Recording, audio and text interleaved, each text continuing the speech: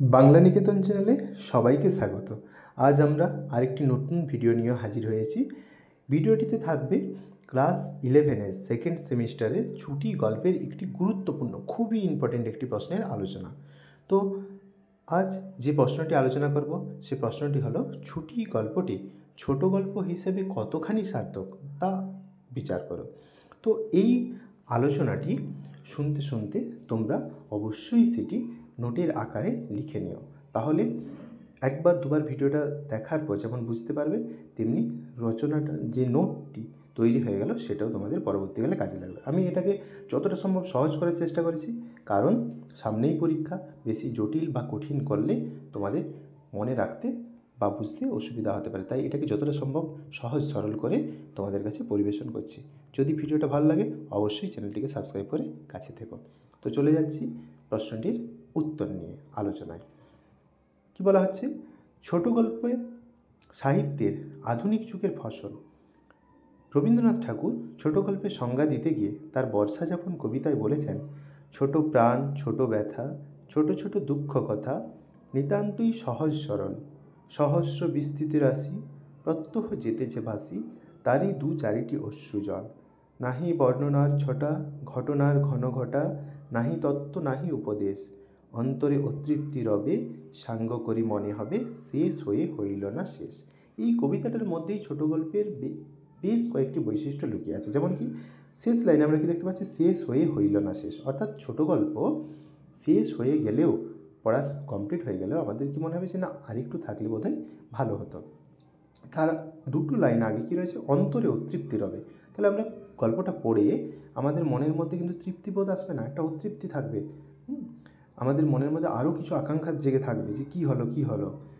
নাহি তত্ত্ব নাহি উপদেশ, এখানে কোনো তত্ত্ব কথা, উপদেশ, কঠিন কঠোর কোনো বিশাল তত্ত্ব কথা থাকবে না।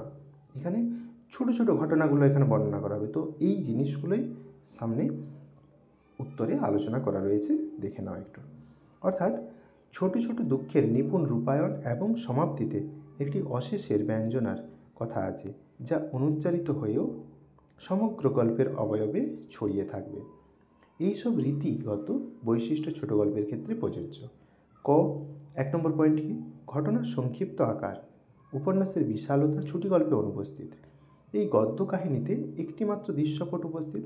ফটিককে কেন্দ্র করে গল্পটি আবর্তিত হয়েছে। গ্রাম্য প্রকৃতিতে বড় হয়ে ওঠা কিশোর ফটিক কলকাতার বদ্ধ পরিবেশ থেকে ছুটি চেয়েছিল। মৃত্যু তাকে ছুটি দিয়েছিল ইহজগৎ থেকে। এই ঘটনাই ছিল ছুটি গল্পের বিষয়, বা যা খুবই সংক্ষিপ্ত এবং ছোট গল্পের বৈশিষ্ট্যযুক্ত। 1 নম্বর পয়েন্ট।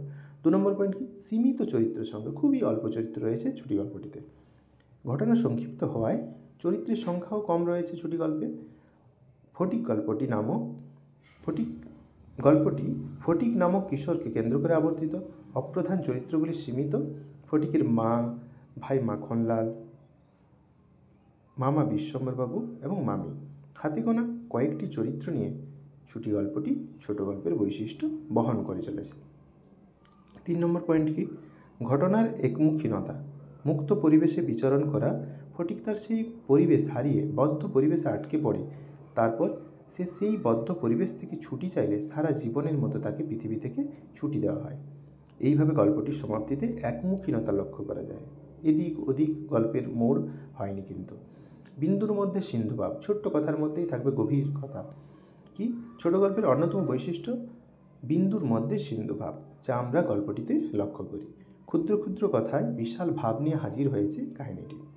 পরের পয়েন্ট, লাস্ট পয়েন্ট, 5টাই পয়েন্ট দিয়েছি শুধুমাত্র, তোমরা চাইলে আরও বাড়িয়ে নিতে পারো সামনের কবিতাটার থেকে।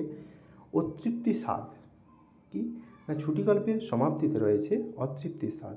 মৃত্যুর মধ্য দিয়ে জীবনের ছুটি পাওয়ার পর পাঠক হিসেবে আমাদের অতৃপ্তি থেকেই যায়। ফটিকের পরিণতি মৃত্যু নাকি ফিরে যাওয়ার লেখকের এ বিষয়ে স্পষ্ট করেননি। তার মায়ের মানসিক পরিস্থিতি কেমন, মামাই বা কেমন কষ্টের মধ্যে রয়েছেন, ফটিকের ছুটি আসলে কোন বার্তার ইঙ্গিত দেয়, এইসব প্রশ্ন পাঠকের মনে ভিড় করে, যা অতৃপ্তির স্বাদ বহন করে চলে। সব মিলিয়ে বলা যায় ছোট গল্পের সমস্ত বৈশিষ্ট্য ছুটি গল্পে বিদ্যমান, তাই ছুটি গল্পটি যথার্থ সার্থক ছোট গল্প হয়ে উঠেছে। ধন্যবাদ।